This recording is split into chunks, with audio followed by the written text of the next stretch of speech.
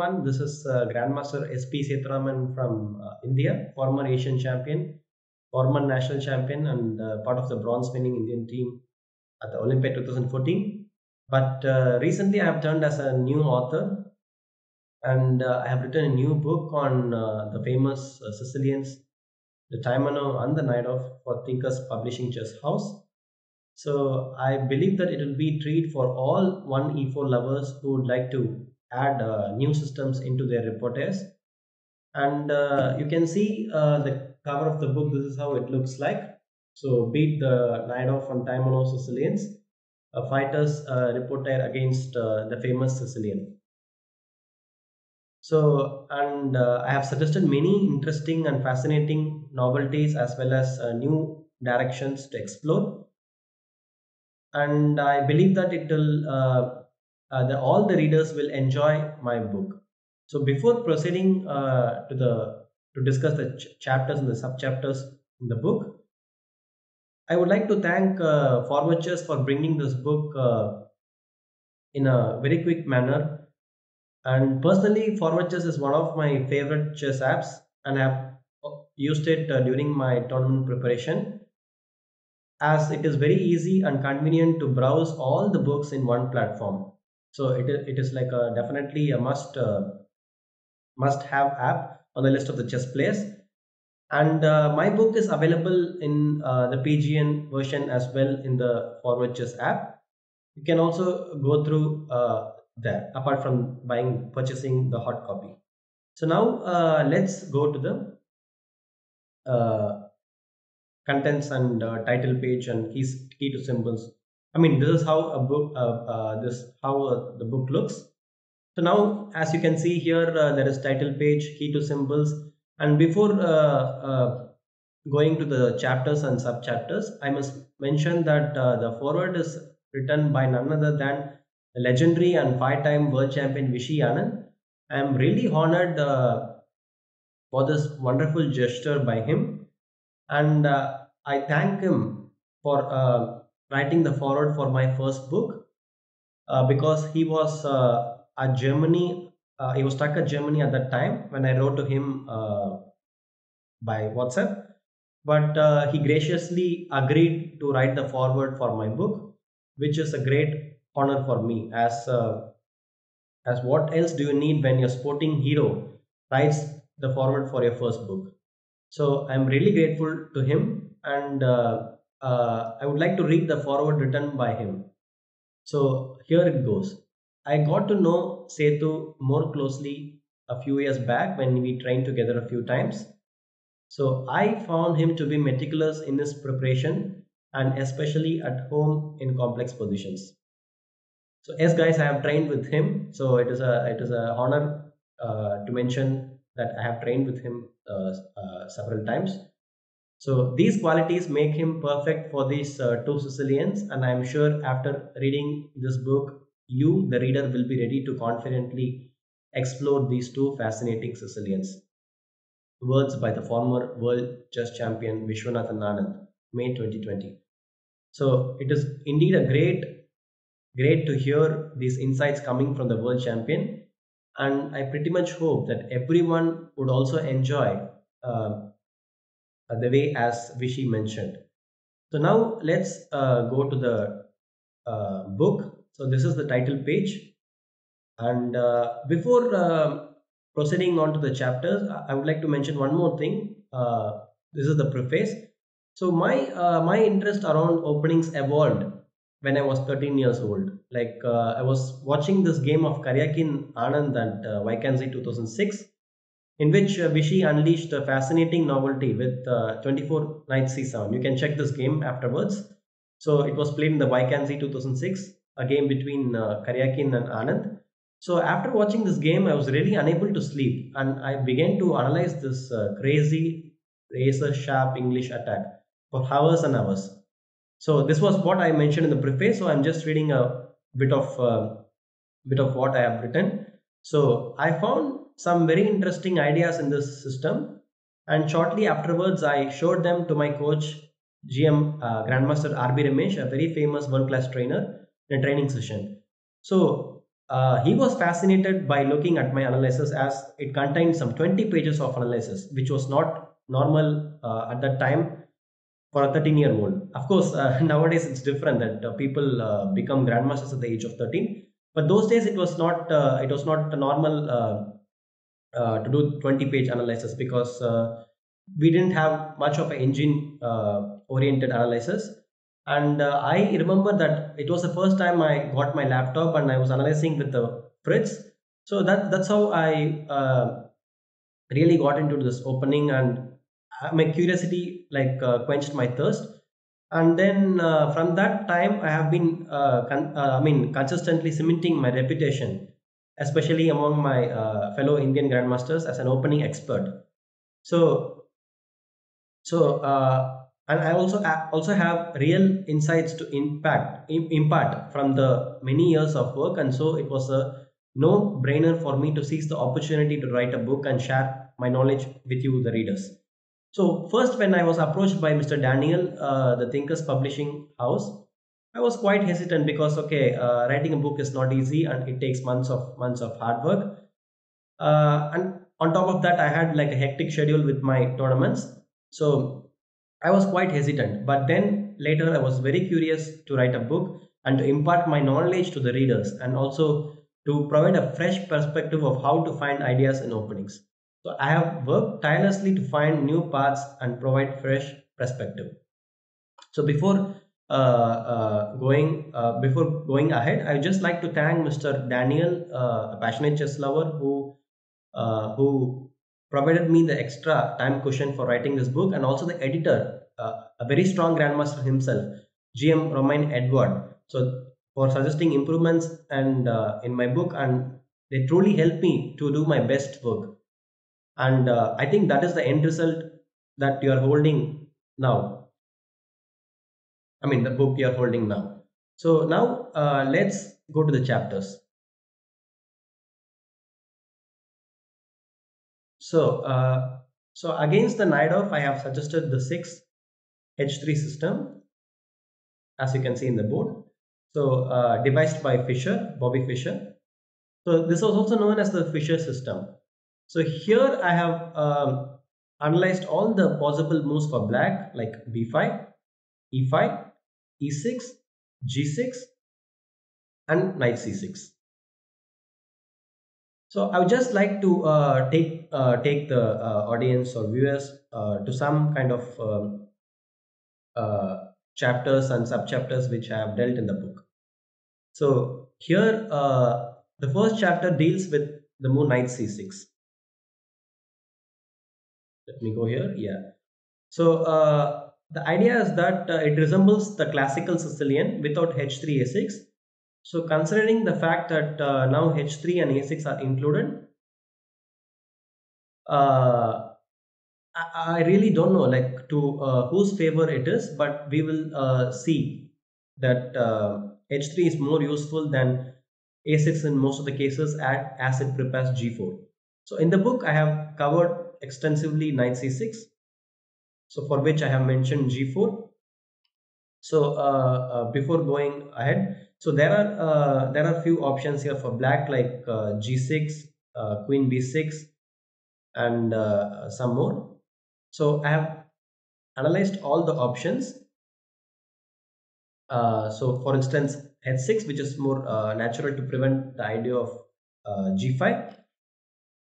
So here I have suggested bishop e3, normal developing move, e6 and f4. And it is not easy for black to complete his development and castle on the king side, as he has already weakened with h6, which will provide the scope for the attack for the white pieces. So queen c7, and here I have mentioned a very strong idea knight c6, which you will see quite often in this book, that sometimes taking the knight on c6 is quite interesting to gain some quick initiative. So as far it is goes, so this is the line with h6. Of course, you will check all this option in depth in the book, but right now I'm just providing you insights on what I have covered. So apart from G4 H6, I've also covered G4 G6. So which is like sort of playing dragon. So here I have mentioned bishop E3, and for instance, if bishop G7 and then queen D2, short castle and long castle, it transposes to the system of 6 H3 and G6. So you can I will come later to the chapter of 6 H3 and G6. So for the moment, after bishop E3, knight E4 is one independent line, which is quite important here, and bishop D4. So white can take with the both ways, like with the queen as well as the bishop. For instance, if queen D4, then bishop G7, and the queen has to retreat. Like for instance, queen D2, then short castle, long castle, bishop E6, and black gets some sort of counterplay. So in the book, I have mentioned bishop D4. So here there are some really new interesting ideas for both sides, and you can check it in the book. So apart from G4, G6, there is other option, which is the main idea of playing knight C6 is to kick the knight on D4 and to challenge the knight on D4. That is queen B6. So let's go to queen B6. So knight B3. So the queen B6, this move is typical for the line. The idea is to disturb, as I said, the knight on B4. So the drawback is that after knight B3, white gets to develop his C1 bishop with tempo to bishop E3 and attack the queen on B6. So here I have discussed E6, G5, knight D7, bishop E3. So all quite natural moves, trying to develop pieces and aiming for attack. So queen C7, queen D2, B5, like black attacks on the other side and seeks to, I mean, seeking counterplay on the other side, and white, whereas white in turn attacks on the king side. So it is generally the race of who is faster. So long castle, and here bishop b7, all natural moves. F4, bishop e7.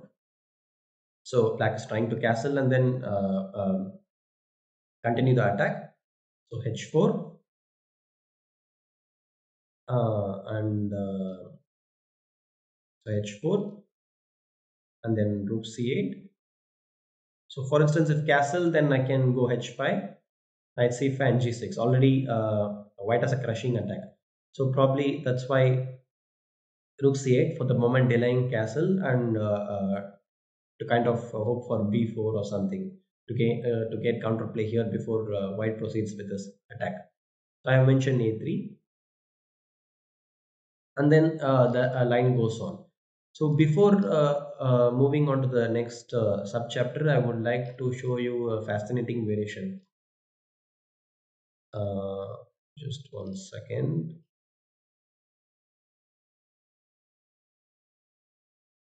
Yeah. For instance, instead of h4, there was one interesting option of king b1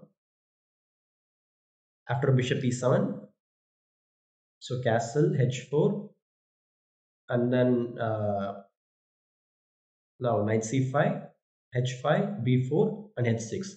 So these are the moments which attacking possibilities which have discussed in the book. So it is really extremely beautiful to see how white's attack is going here, and he sacrifices a piece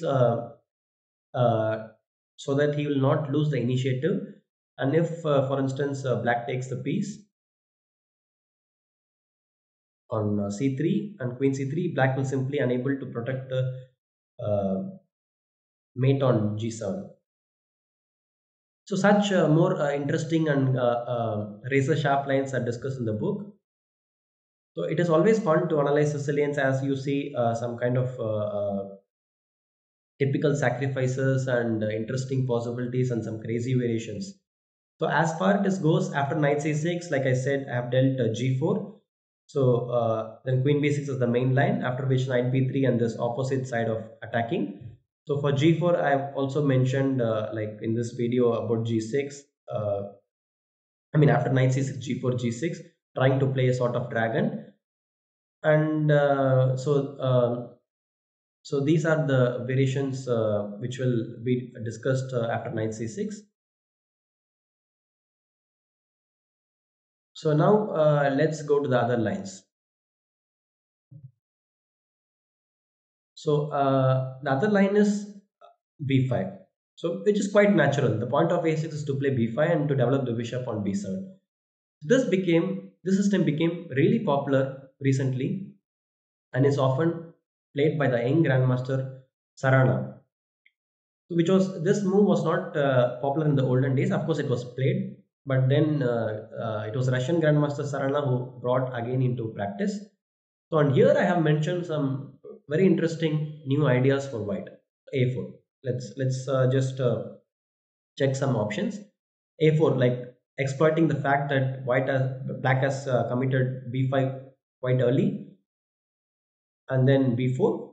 So knight d5 here, all natural. So here black cannot take the pawn on e4 because of queen f3, and the battery along the f3 a8 diagonal is so strong.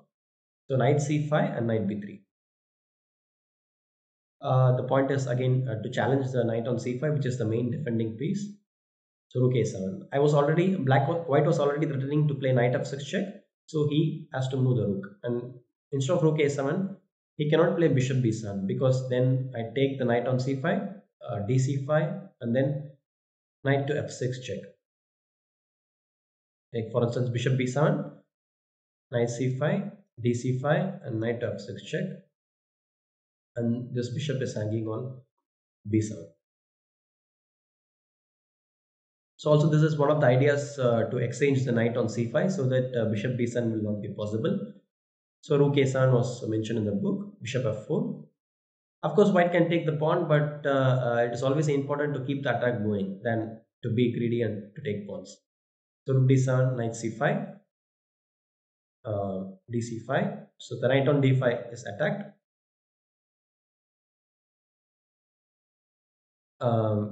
Bishop b8 and bishop b7. So black, black can also take the knight on d5, but bishop b7 is quite a stronger way because the knight on d5 can be taken anytime. Of course, this is what happens if white plays queen f3, and then black gets kind of counterplay here. But white has a very strong move here, that is bishop c4. Aiming for quick development, e6 and castle. This is one of the ideas, and here it gives white a very powerful attack, and black cannot take the piece because bishop, for instance, he takes and bishop d5, and both the rook on a8 and knight on e4 is hanging. So that's why knight e4 is not good for black. So e6 he has to play to kick the knight on d5. Otherwise, this knight will be annoying. Knight f6 check, queen f6, and g3. I believe this move is rarely played, and it was one of the moves I've analyzed for this book. So g3, the point is that to place the bishop on g2 and to pose some problems via this diagonal for the rook on e8. For instance, okay, e5, trying to shut down this diagonal, yeah. So knight b3 and bishop e6, bishop e3. Not to hurry with bishop g2. Or if you hurry with bishop g2 instead of bishop e3, because sometimes it is not clear where the bishop on f1 goes. Like for instance, it can also go bishop e2 and bishop g4. So of course, the point of g3 is to develop the bishop on e2, but it can be flexible. So that's why I preferred bishop e3 after e5, knight b3, bishop e6, bishop e3, and bishop e7, which is quite natural to develop the bishop. And here h4, again threatening bishop g5. The queen on f6 is extremely vulnerable and not properly placed. So and then the analysis continues. Like I have also mentioned some interesting ideas later. So as far as b5 goes, these are the main intricacies which I have mentioned. So after a6 h3, so now let's go to the chapter 2. So in chapter 2, I have analyzed g6. So one of the main options for black. So in to play like a dragon style, as I said before, the only difference here is that black has committed to play. I mean, committed playing a6, and white likewise has committed h3. So it will be interesting to see which is more useful, like h3 or a6. So here I have suggested bishop e3, which is the normal move white plays for dragon. Knight c6. Bishop g7 is dealt in the next chapter. So queen d2, it more or less, like I said, it comes from the system starting with 6 knight c6. So queen d2 here, bishop g7, long castle, short castle. So let's just see some of the options, interesting options. So g4, like white is trying to attack as usual, and so knight d4, like black has to play b5, so he has to either play queen c7 and then play b5, or take the knight on d4 and then play b5 as the knight on c6 is hanging. So I have discussed knight d4, bishop d4, b5 and g5. So knight h5, bishop g7, knight g7, h4. All quite natural, like white is aiming for attack with bishop e2 and h5. So bishop b7, bishop e2, like I said. Queen a5, preparing b4. So I have to support the a2 pawn. King b1, rook c8, h5, g h5. So if he takes on c3, there's a very nice tactic here. Probably you can try to also use my book as a training method to find some very nice tactics or to solve some tactics by guessing the move, because the Sicilian is a kind of opening where there are so many complicated lines and many nice interesting tactical ideas. So you can also use it as a training method for guessing the moves and for calculation purpose. So rook h3, and then the pin on a5 is quite annoying and black loses. And for h5, if he takes on h5, there's a very strong rook h4. Such kind of ideas always always interest me. And then you get to see more ideas like rook h4, rook h3, the rook shift, the attack on the king side, the sacrifices. It's a clearly a wonderful opening to analyze. And while analyzing this, I mean, certain variations for the book, I found many beautiful variations which I was awestruck. So as far it goes, so bishop d7 is the main option which I've dealt in the book as well, apart from castle, which we just discussed now. So you can check the book. So let's go to the main line. Like for bishop e3 here, bishop g7 is the main line.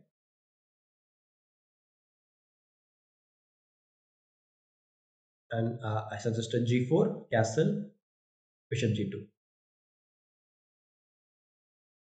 No, like for instance here, queen d2, since the knight is on b8, so black can immediately play b5. So he doesn't need to worry about taking on d4 or queen c7. That is one of the advantages of not committing to knight c6, so that he can play the move b5 immediately. Sorry, castle, queen d2.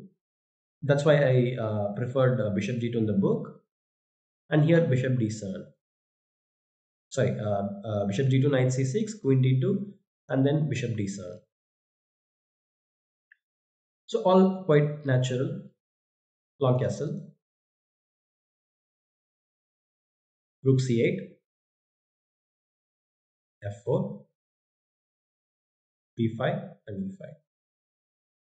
And then in the later part of this chapter, I have suggested a very nice novelty.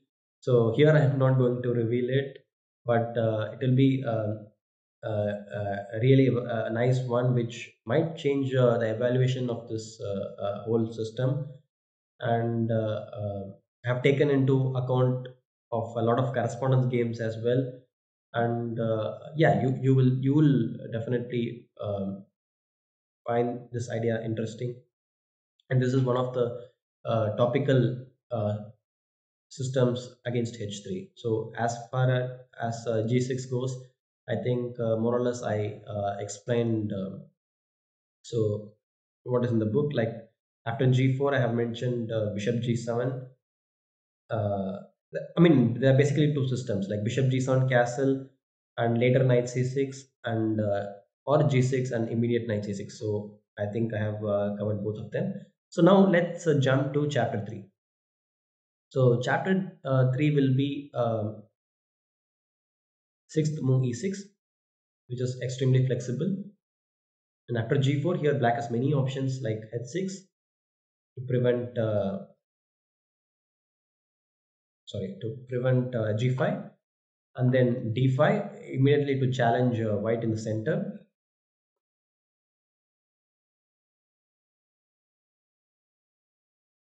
And then as well as yeah, g4 d5, g4 h6, and g4 bishop e7, not caring about the expansion of white by g5 and h4. And these are the basically the main variations which are occurring after e6. So after g4, let's just look at d5 for some time. So g4 d5. So here generally white takes with the pawn on d5, but here, but I have suggested knight d2, which is a very strong idea. Of course, it has been played in many games, at least some decent amount of games. I myself played this with the black pieces, and found this idea very annoying. And the point is that, of course, now I'm going to take on d5, and if black takes with the knight on d5, then I take, and it leads to the isolated pawn for black. For instance, knight c6, then I can take ed5, knight d5, knight d5, ed5, and bishop g2, and white will just put pressure around this d5 pawn. So that's why it was important to grab the pawn on e4, knight e4, because if he takes with the pawn, then I can probably take, and okay, I have g5 at the least case, and take the pawn on e4. So he takes with the knight, knight e4, d4, queen d8, king d8, and here bishop e3. So strong move. And I have discussed many options after this, like b5, knight c6. It is quite interesting to see that white is a pawn down, but he has a huge development advantage, and as well as the black king is quite vulnerable. And you will see many interesting variations in the book. So apart from g4 d5, so there is one more option, h6, which is one of the main variations often played by the Najdorf expert Maxim Lagarev. So bishop g2 here, and queen c. I mean, here black has a lot of options like g5, for instance, uh, trying to trying to create a sort of bind for the black knight on e5. So for instance, after g5, if black puts the knight to d7 and then to knight to e5, it's a kind of, he creates a kind of outpost, and for the moment he's kind of stopping white's attack. But here I have suggested a very interesting direction, that is b3.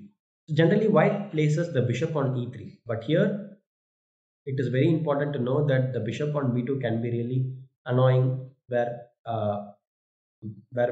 because black has already played g5, kind of weakening his whole structure. So it is very important to put the bishop on b2. Such little ideas make a huge impact in the opening play. I mean, to know where to place the bishop, to where, and to know when to attack. to find the counter playing ideas for black. And in fact, I have played this b3 move against Korobov in the Isle of Man in 2019.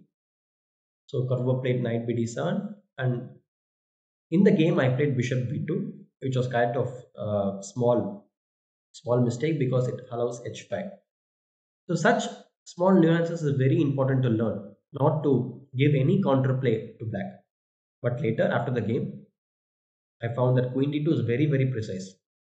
Of course, the idea of bishop b2 is to play queen d2 and then long castle, but here, as I said, black has h5 and f3, for instance. I mean, I have to kind of consolidate my position before I go for long castle. So, but then he takes and knight e5. Like I cannot, I can take with the h pawn, of course, but then he changes this rook, and I mean, my position is not so great. So that's why queen d2 is very important. And I don't know. In fact, it is. I think it is a novelty. Queen d2 is a novelty. So knight e5, and then bishop b2. So now long castle and f4 is coming. So white has a dangerous attack, but black's position is still solid. Like in my game against Korobov. Of course, I have analyzed it in great depth, and I found many interesting plans for white, like how to approach these kind of positions in really great depth. So, like you see, there are like amazing amazing ideas for both sides, and you can check the book for further developments, as I have to cover some more options like so so here, like I said, apart from g5 there are some more options after h6. Let's go a bit ahead. Sorry, h6, bishop g2. Okay, of course bishop e7 is the main line. And here I have suggested interesting approach, that is to concretely play h4 and then make use of the idea of g5. So knight c6 and g5, hg5, hg5, rook h1, bishop h1, knight h7. So it is kind of weird to place the knight on h7, but the point is that, and of course it was introduced by none other than the Najdorf expert Vaishal Lagarev. He has found many interesting ideas, and this was one of them. He played this against Swidler in BL 2016. So the point is that knight d7, which is the natural retreat, but then white goes g6, and black lost the contact with the e6 pawn, because the bishop on c8 is kind of hindered by the knight on d7. So the e6 pawn is not anymore protected. So that's the whole point of knight h7. And in fact, I faced this exact opening in this beginning of the year, which is probably my last event of this year, in January, against a very strong Chinese Grandmaster Zhou Yin Chao. I'm not pronouncing it right. I'm sorry for that. But Zhou Jin Chao, yeah. So he played this against me, and so I mean, at the time I have completed my book, but he found some new developments, let's say. And then when I look back at my book, so I thought it is important to include the recent developments too. So I kind of included this game also, and you can check this out. So the positions here are very interesting, and with razor sharp complications. So now let's go to some other. So this is what I was talking about, like chapter 4, that which deals with e6, g4, h6. Now let's go to the main line, bishop e7. So we have checked d5, we have checked h6. Here we have checked d5, we have checked h6. After which white should play h4. I mean, it's one of the options. Of course, he has many other options, but I have recommended h4 in the book, which is quite interesting, and it is a new direction and rarely played. And here we are going to check bishop e7. So bishop e7, g5. So now g5, knight up d7, bishop e3, and b5. Of course, it's a well-known blunder that black should not take on g5 because of knight e6, f6, and queen h5 check.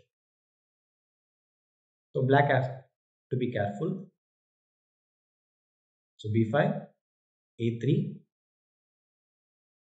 and bishop b7, h4.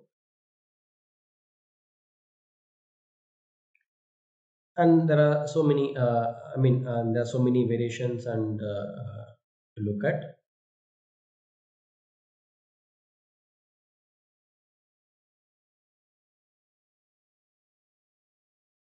So one of the main variations, I'll just go to the main point, like queen d2 castle, short castle, and then knight c5. This was very popular, became popular after the famous game of Vishy and Anish Giri in the London Classic 2016. Anish introduced this very nice idea, and later many games followed. But here I have very, very nice novelty, I must say, and it still exists, and you can go ahead and check it. And one of the readers who bought this book really liked this idea, and I'm pretty sure it will be useful for the others too. So we checked some variations with e6. So let's go to the main line with e5. So e5, knight b3, bishop e6. So of course this is the main line of the h3 system, and here I have suggested knight b3. Like generally knight d2 is the move which is played in the top level, but recently knight b3 is getting popular, and I found many interesting ideas here as well. So which comes after, like for instance, bishop e6, bishop e3, and the idea is to put the queen to f3 and long castle. So I have not dealt the options in depth as I have to cover the Taimanov too. But I promise you that you will find many new interesting directions in this particular system because it is not well explored. The first point is that it is not well explored. The second point is that I have shown some new ideas which you can use it in tournament practice. And as well, it is not very popular. And I hope after this book, it will get popular. So now let's jump to the Taimanov. So I will not be able to cover the full options, but the main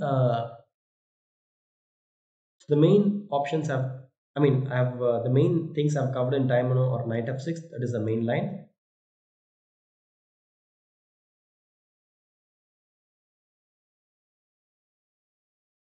b5, bishop d6,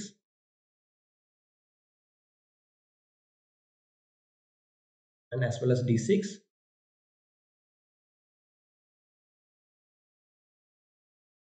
And some other moves like bishop b4, knight g7, and there are so many moves. And of course, this queen f3 system is quite trendy. Like the Najdorf, I also tried to devise many ideas around this queen f3 system. The point is that to gain quick initiative with long castle and g4. And here, as in Taimanov as well, I have played with it with the both sides, and I have found many interesting ideas for white. And in fact, I really don't know how black equalizes here. To be honest, and you can give a look at all the options in great depth in the book. So thank you everyone. uh, I hope you will enjoy my first book, and as well as